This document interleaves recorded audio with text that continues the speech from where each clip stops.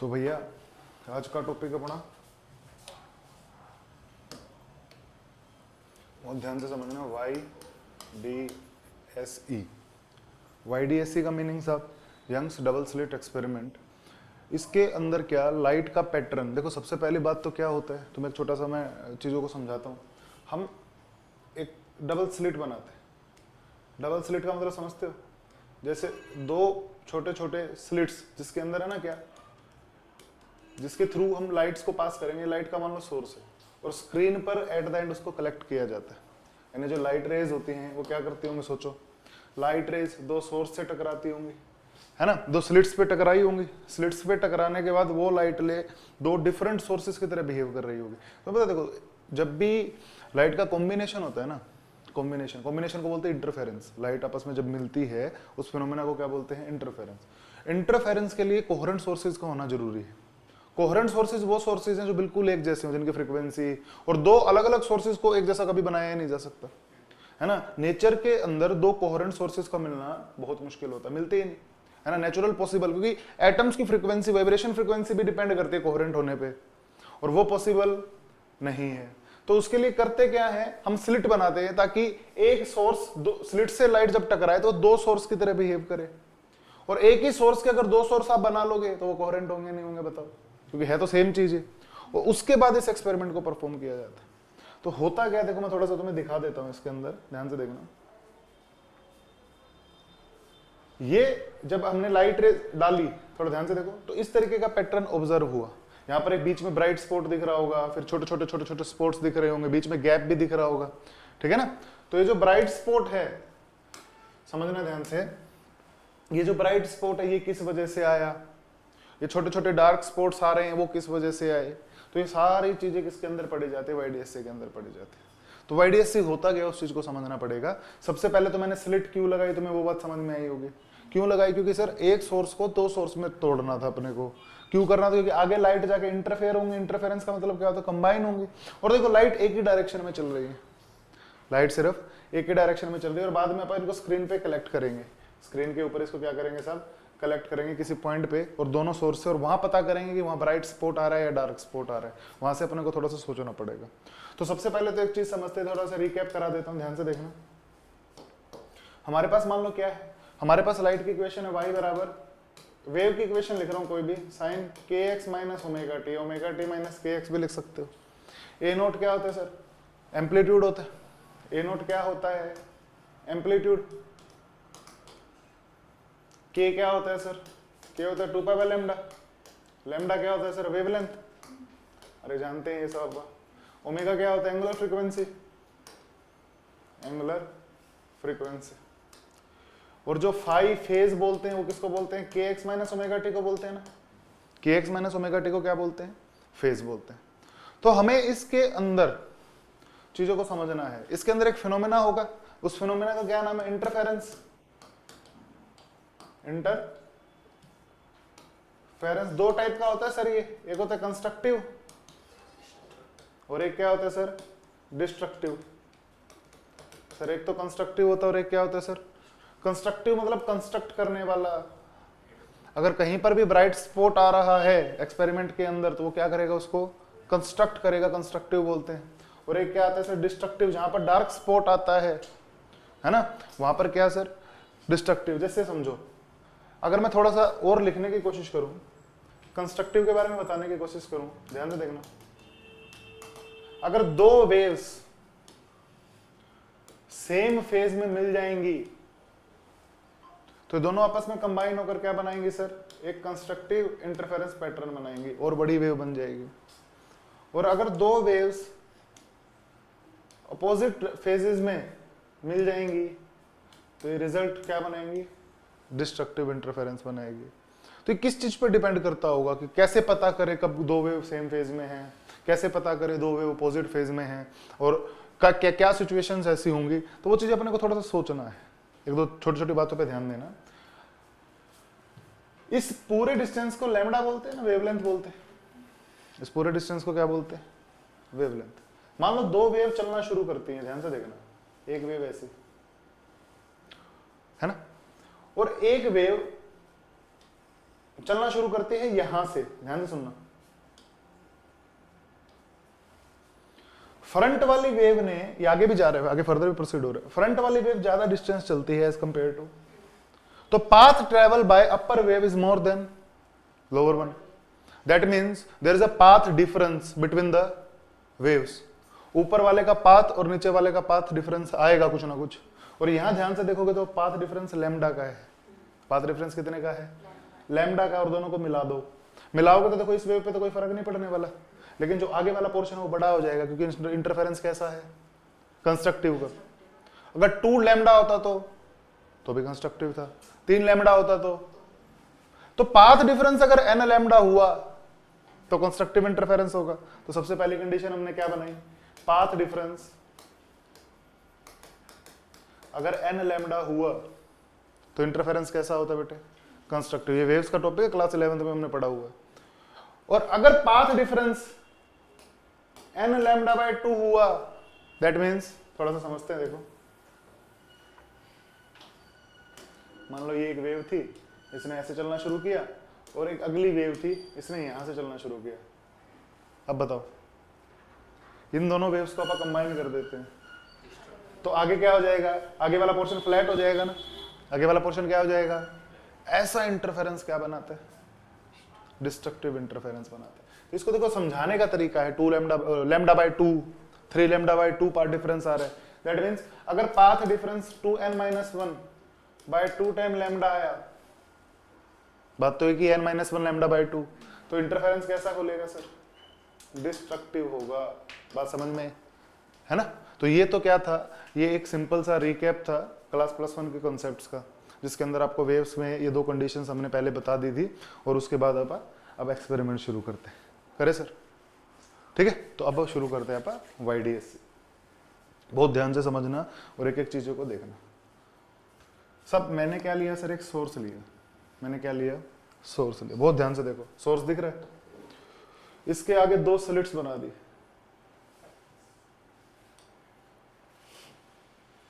और इसको बिल्कुल बीचों बीच रखा हुआ है, बीचों बीच रखा हुआ है। 2 स्लिट्स दिख रही हैं, और सामने एक स्क्रीन है सर। ठीक है, मैं देखो सबसे पहले क्या, एक सेंट्रल लाइन लिखने की कोशिश कर रहा हूं। ध्यान से देखना बेटा, मैं क्या लिखने की कोशिश कर रहा हूं? एक सेंट्रल लाइन बनाने की कोशिश कर रहा हूं। ये लाइन बिल्कुल सेंटर से पास हो रही है। तो जल्दी से मेरे को एक बात बताओ, अब ये वाली जो मेरी सोर्स था वो यहां पे भेजेगा, यहां पर एक सोर्स बनेगा, यहां पर एक सोर्स बनेगा। क्या 2 सोर्स हो गए? ये दोनों सोर्स कोहेरेंट है, क्योंकि एक ही चीज से मिलकर बने हैं, है ना? और ये मान लो किसी पॉइंट पर जाकर मिल रही हैं। तो थोड़ा सा ध्यान से देखो, क्या जो नीचे वाले सोर्स से वेव गई होगी उसने ज्यादा डिस्टेंस चला होगा ना? क्या वहां पर एक पाथ डिफरेंस आया होगा? अरे बोलो, आया होगा क्या? चलो मैं इसको यहां से मिला देता हूं और इस एंगल को थीटा बोल देता हूं। क्या बोल देता हूं सर?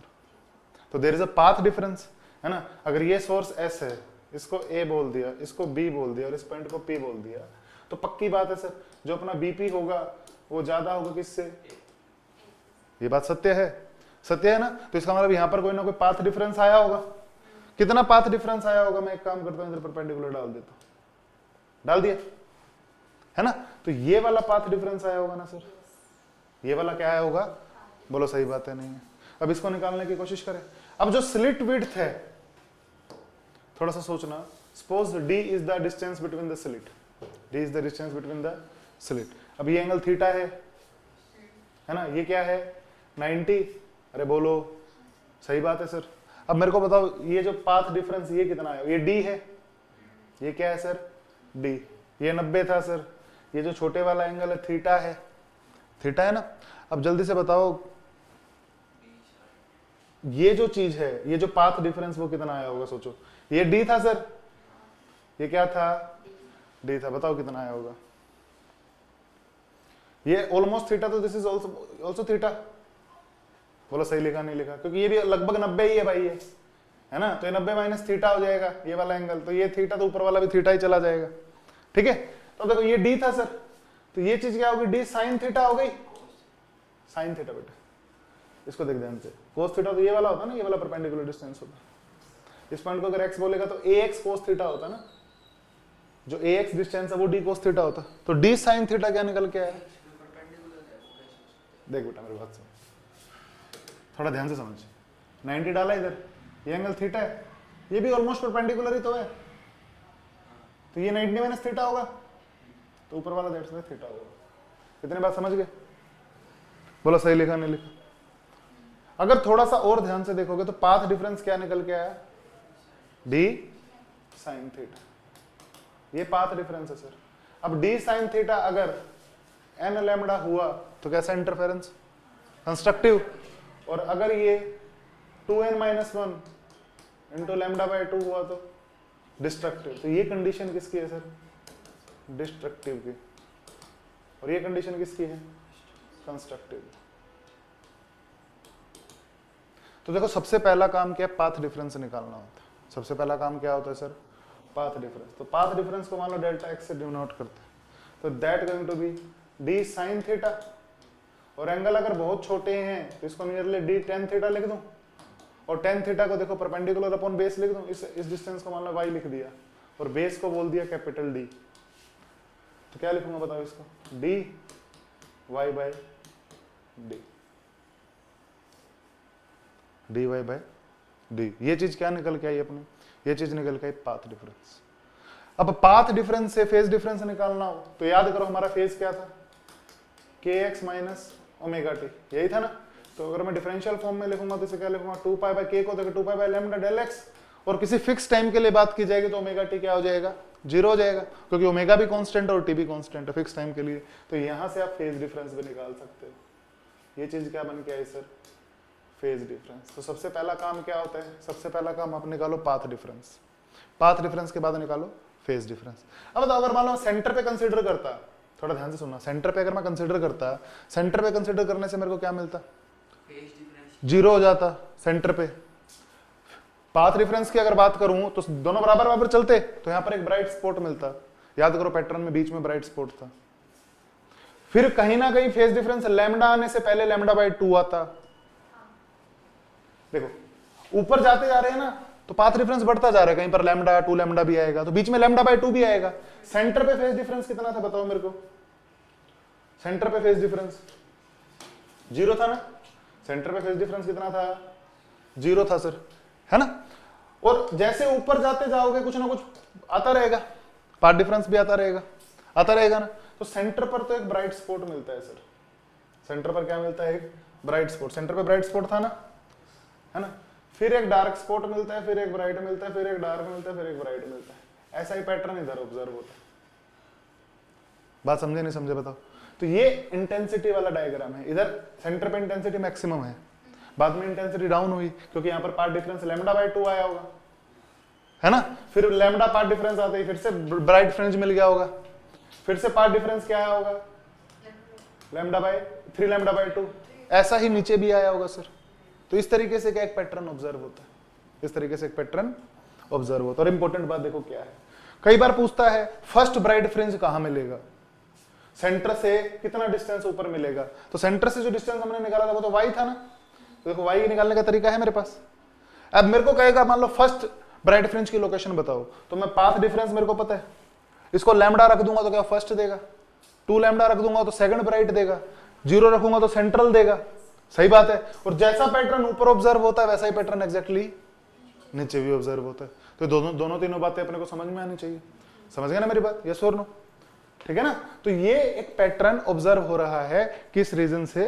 सिर्फ इंटरफेरेंस ऑफ लाइट की वजह से, क्योंकि लाइट्स भी अपने आप में क्या एक वेव नेचर है ना? और देखो फोटो इलेक्ट्रिक इफेक्ट बताते टाइम लाइट क्या थी? पार्टिकल नेचर थी, फोटॉन्स, है ना? तो ड्यूअल नेचर हुआ ना लाइट का। तो देखो यहां से मैथमेटिक्स करने की अपने को आवश्यकता है। ठीक है? तो ये क्या था सर? बेसिक सा फंडा था YDSC का, और जिसके अंदर मैंने किस पे कंसिडरेशन करवाई है? सबसे पहले तुम्हें पाथ डिफरेंस निकालने से, पाथ डिफरेंस से फेज डिफरेंस निकालने से। अब तुमसे कोई फर्स्ट ब्राइट पूछेगा तो n लैम्डा रख दोगे पाथ डिफरेंस को 1 लैम्डा। फर्स्ट डार्क पूछेगा तो पाथ डिफरेंस को लैम्डा बाई 2 रख देंगे। सेकंड डार्क पूछेगा तो पाथ डिफरेंस को 3 लैम्डा बाई 2। अब देखो तुम्हें एक चीज और बता देता हूं, हमें पता है सर दो वेव्स का रिजल्टेंट एम्पलीट्यूड का स्केयर किसके बराबर आता है? पहले का एम्पलीट्यूड दूसरे का एम्पलीट्यूड 2AB कोस थीटा। और जो इंटेंसिटी होती है ना, इंटेंसिटी वो प्रोपोर्शनल होती है सर एम्पलीट्यूड के स्क्वायर के। इंटेंसिटी प्रोपोर्शनल किसके होती है? तो अगर मैं देखो नेट इंटेंसिटी लिखूं तो क्या आएगी? I1 plus I2 plus 2 root I1 I2 cos phi. Phi क्या है? फेज डिफरेंस है। फाई क्या है सर? Phase difference. तो कई बार दो वेव को कंबाइन करा के तुमसे पूछेगा वहां पर इंटेंसिटी कितनी होगी। हाँ वो भी फेज है, एक ही बात है। तो तुम्हें फेज बेसिकली वेक्टर्स का एंगल भी कंसीडर कर सकते हो तुम। फेज क्या आता है सर? वेक्टर्स का एंगल भी कंसीडर। देखो वेव के अंदर लाखों करोड़ों एसएचएम होते हैं।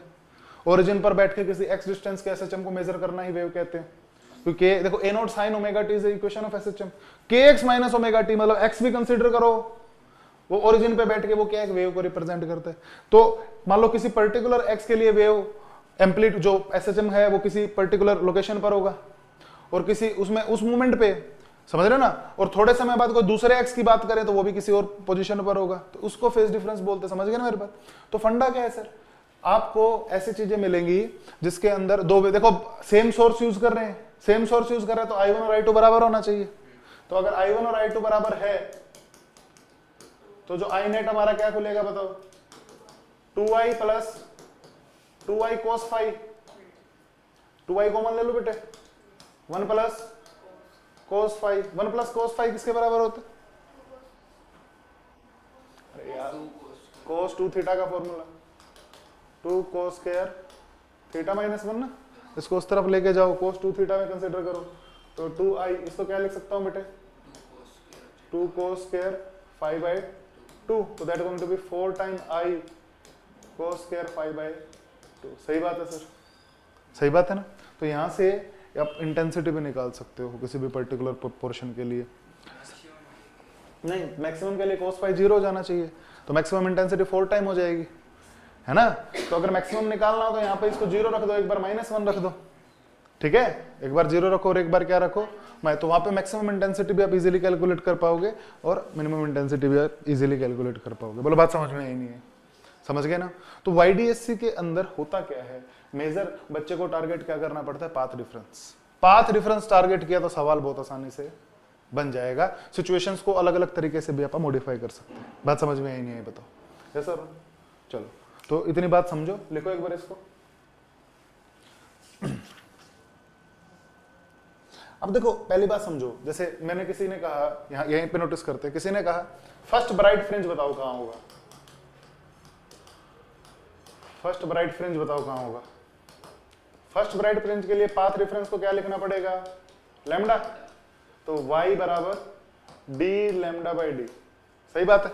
तो सेंटर से y पता लग गया कहां पे फर्स्ट होगा। सेकंड कहां होगा? 2 लैम्डा डी बाई डी। तो दो ब्राइट या दो डार्क के बीच का डिफरेंस फ्रिंज विड्थ कहलाता है। तो डिफरेंस तो यही है sir, y2 minus y1, that is lambda D by D. इसे फ्रिंज विड्थ बोलते हैं। What is fringe width? The distance between two bright या टू डार्क फ्रिंज, उसे क्या बोलते हैं बेटा? फ्रिंज विड्थ बोलते हैं। बात समझ में आई क्या? है ना? यस और नो? लिखो शाबाश।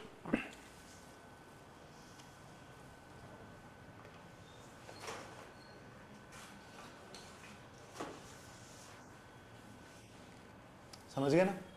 यस और नो?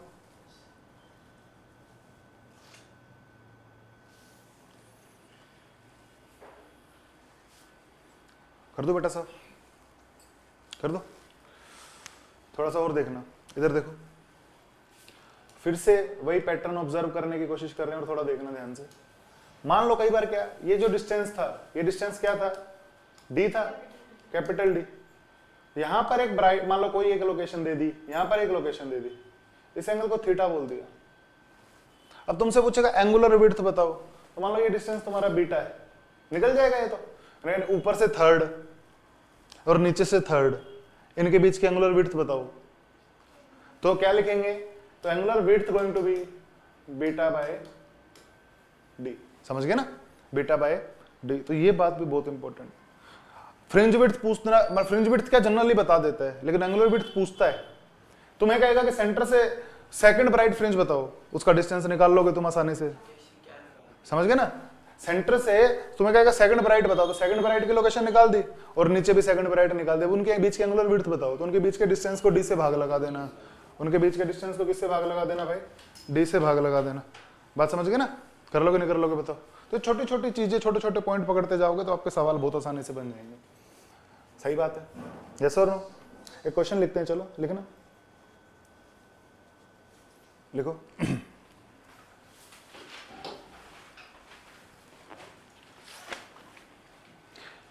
देखो क्या दे रखा है, the slit of the YDSC is illuminated by wavelength 5000 angstrom. हमने एक लाइट का यूज किया जिसकी वेवलेंथ कितनी थी? 5000 एंगस्ट्रॉम। जो स्लिट का गैप था, distance between the slit small d, that is 1 mm, और जो स्क्रीन है वो 1 मीटर पे है ना। हमसे क्या पूछा है? Find the fringe width and angular position of 10th maxima, angular position of 10th maxima।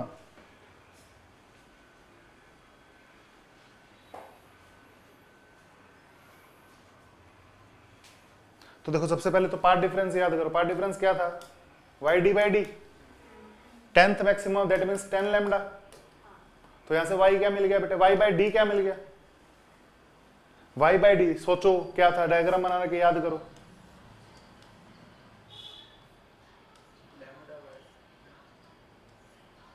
ऐसा कुछ होता था ना?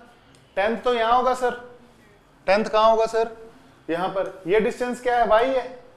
Y को और थीटा बोला है ना, तो Y को अगर D से भाग लगा दूंगा तो ये एंगल मिल जाएगा। ये डिस्टेंस बहुत छोटा होता है बेटे, है ना, तो ये मिल जाएगा। तो Y को D से भाग लगा दिया, यही तो पूछा है भाई 10th के लिए। तो that will be 10 lambda by D, 10 lambda by D। Solve करो कितना आ रहा है, तो बहुत आसान है। तो यहां से 10 लैम्डा 5000 एंगस्ट्रॉम कितना होता है? -10 अपॉन D कितना है? 1। स्मॉल d कितना बेटे? 1 mm। सोल्व कर लेना, यहां से आपको एंगुलर विड्थ मिल जाएगी, है ना। तो ऐसे सवाल बहुत सिंपल से सवाल पूछे जाते हैं। बच्चों के टॉपिक वीक क्यों होते हैं? क्योंकि भाई विजुअलाइज करने में थोड़ी सी दिक्कत आती है। YDS से जैसे टॉपिक तो भाई सारे बच्चे बहुत आसानी से कर लेते हैं। बताओ आया नहीं है? यस सर, ठीक है। तो ये पार्ट 1 होता है YDSC का। पार्ट 2 अपन अगली क्लास में करें। कर लोगे नहीं कर लोगे बताओ? Yes sir, no? ठीक।